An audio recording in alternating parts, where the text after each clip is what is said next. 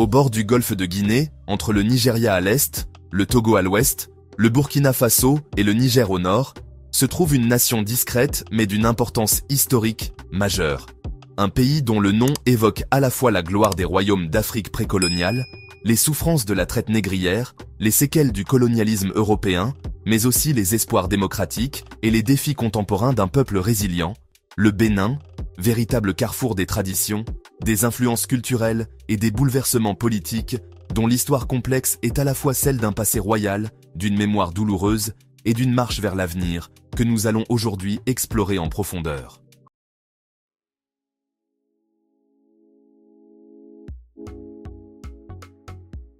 Bien avant que les premières cartes européennes ne tracent les contours du golfe de Guinée, bien avant que les royaumes du Dahomey ou de Porto Novo ne prennent forme, les terres fertiles et variées de ce qui constitue aujourd'hui le Bénin étaient déjà peuplées depuis plusieurs millénaires par des groupes humains ayant développé des modes de vie fondés sur l'agriculture, la pêche, la chasse et le commerce local, avec une organisation sociale stable et une spiritualité enracinée dans les forces naturelles et l'hommage aux ancêtres.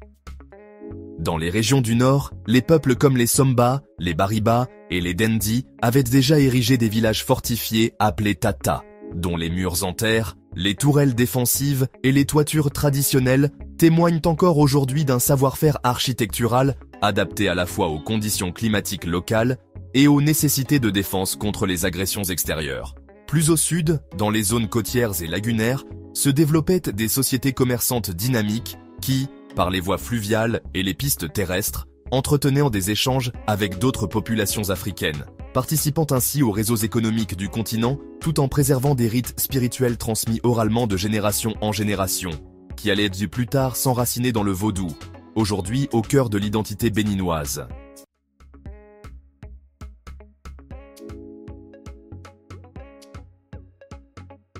C'est à partir du XVIIe siècle que la partie méridionale du territoire béninois connaît un tournant majeur, marqué par l'ascension d'un royaume centralisé et redoutablement structuré, celui du Dahomey, né sous l'autorité d'un souverain fondateur du nom de Ouek Badja, dont la légende veut qu'il ait su unir plusieurs chefferies pour établir une dynastie puissante basée à Abomey, qui allait rapidement imposer son influence sur les peuples environnants, grâce à une organisation politique hiérarchisée, un code militaire strict et une économie florissante fondée en grande partie sur les guerres d'expansion. Les souverains qui lui succédèrent, parmi lesquels Agadja, connu pour ses campagnes militaires spectaculaires, et Gezo, qui modernisa l'armée et affermit les relations commerciales avec les Européens, firent du Dahomey un empire redouté, dont la renommée dépassait les frontières du continent africain, en particulier pour ses fameuses troupes féminines d'élite, connues sous le nom d'Amazones, ces guerrières intrépides, disciplinées et armées jusqu'aux dents, qui formaient un bataillon unique au monde, alliant férocité et loyauté au trône. Mais derrière cette puissance militaire et cette grandeur culturelle se cache aussi une part sombre de l'histoire. Le royaume du Dahomey, en effet, participa activement à la traite négrière transatlantique en capturant des prisonniers lors de ses campagnes militaires, en les regroupant dans des comptoirs comme celui d'Ouida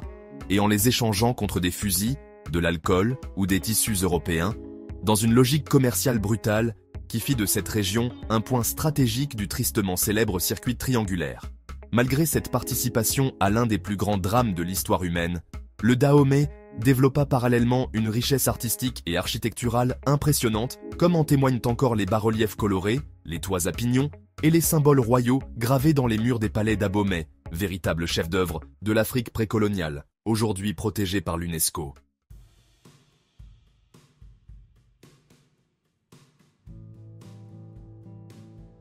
À la fin du XIXe siècle, dans un contexte international marqué par la conférence de Berlin et la course coloniale entre les puissances européennes, la France engage une série d'expéditions militaires contre le Dahomey, qui, malgré la résistance farouche du roi Béhanzin et de ses célèbres Amazones, finit par être défait en 1894, aboutissant à l'annexion de son territoire par la France, qui l'intègre à l'Afrique occidentale française sous le nom de colonie du Dahomey. Sous la tutelle coloniale, les structures politiques traditionnelles sont démantelées, les rois réduits au rôle de chefs coutumiers sans pouvoir réel et les institutions administratives sont modelées selon les normes de la République française, instaurant un système d'exploitation basé sur le travail forcé, la fiscalité oppressive et la réorientation de l'économie locale au profit des intérêts européens, notamment à travers la culture du coton et de l'huile de palme, destinée à l'exportation. Malgré cette domination, une élite intellectuelle émerge peu à peu dans les villes comme Porto Novo, Abomey et Cotonou, composée d'enseignants, de juristes, de syndicalistes et de commerçants qui vont jouer un rôle déterminant dans les mouvements d'émancipation à venir, en réclamant d'abord plus de droits civiques, puis, au fil des décennies, une rupture totale avec le pouvoir colonial.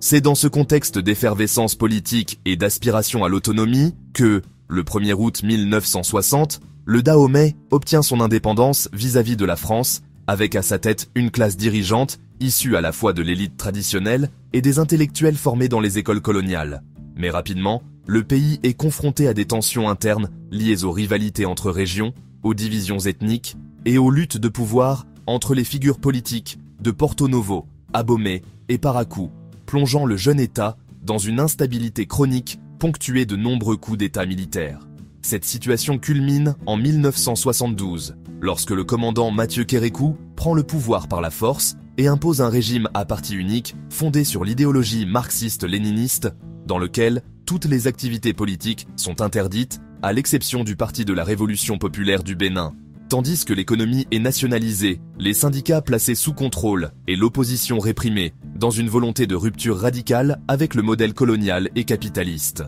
Le pays, rebaptisé République populaire du Bénin en 1975, s'enfonce dans une crise économique profonde, marquée par l'endettement, le manque d'investissement, la pénurie de biens de première nécessité et une paupérisation massive de la population.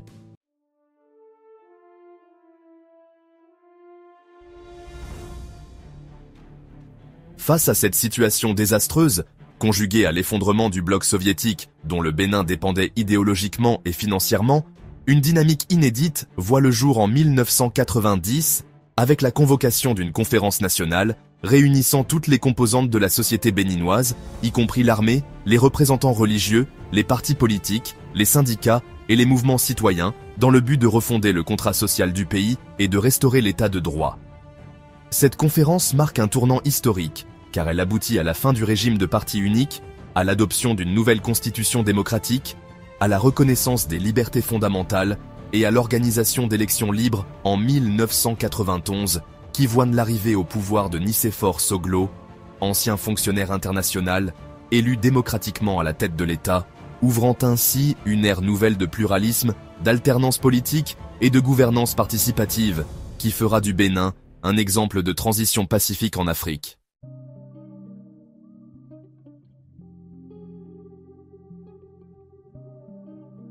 Depuis cette transition historique vers la démocratie au début des années 1990, le Bénin s'est efforcé de consolider son système politique pluraliste à travers plusieurs alternances pacifiques au sommet de l'État, avec d'abord le retour de Mathieu Kérékou en 1996 après une défaite électorale honorable et une reconversion au libéralisme politique, puis l'élection de Boni Yayi en 2006, économiste et ancien président de la Banque ouest-africaine de développement qui entendait moderniser le pays et dynamiser son économie. En 2016, c'est l'homme d'affaires Patrice Talon, surnommé le roi du coton, qui remporte l'élection présidentielle sur la promesse d'une gouvernance rénovée, d'une lutte sans merci contre la corruption endémique et d'une ambitieuse politique de réforme structurelle visant à diversifier l'économie, renforcer les infrastructures et améliorer l'environnement des affaires pour attirer les investissements étrangers. Sous son impulsion, de nombreux projets d'envergure voient le jour, notamment la réhabilitation du port de Cotonou, le développement du tourisme culturel autour des sites historiques du pays, l'extension des routes et des services publics essentiels, permettant au Bénin d'afficher une croissance économique soutenue et d'améliorer progressivement plusieurs indicateurs de développement humain. Cependant, cette dynamique est ternie par une concentration du pouvoir jugée excessive, des réformes électorales controversées qui ont réduit la représentativité de l'opposition au Parlement, des arrestations d'adversaires politiques et des restrictions sur la liberté de la presse et de manifestation, soulevant des critiques croissantes au niveau national et international quant à un possible recul démocratique. Par ailleurs, le Bénin, jusqu'ici relativement épargné par l'instabilité sécuritaire qui frappe le Sahel, est désormais confronté à une menace terroriste croissante dans ses régions septentrionales avec des attaques sporadiques menées par des groupes armés djihadistes opérant depuis le Burkina Faso voisin, obligeant les autorités à renforcer la sécurité tout en maintenant le cap du développement économique et social. Ainsi, entre avancées notables et fragilités préoccupantes, le Bénin contemporain incarne l'image d'un pays en quête d'équilibre, cherchant à conjuguer stabilité politique, croissance économique et respect des libertés fondamentales dans un environnement régional de plus en plus incertain.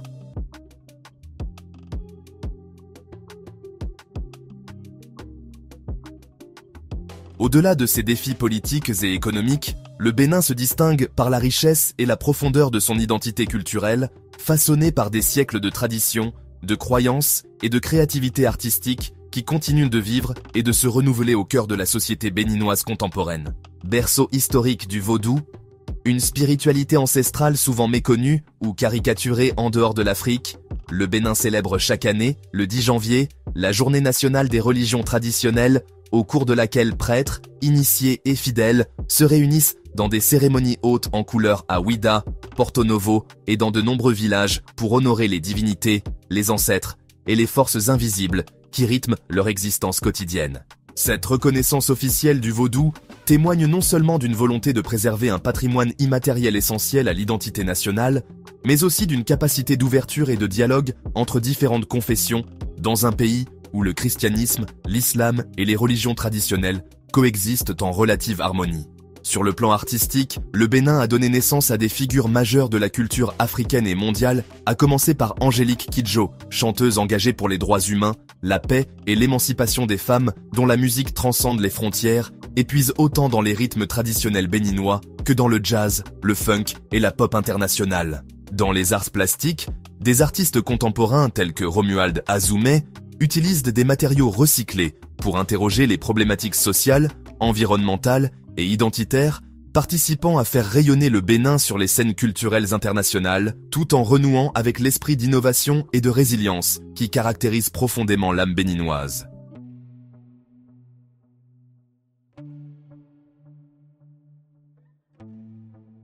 À travers son histoire dense, complexe et parfois douloureuse, faite d'empires glorieux, de tragédies humaines, de résistances acharnées et de renaissances successives, le Bénin incarne l'image d'une Afrique multiple, en perpétuelle évolution, porteuse d'une mémoire vivace mais tournée résolument vers l'avenir.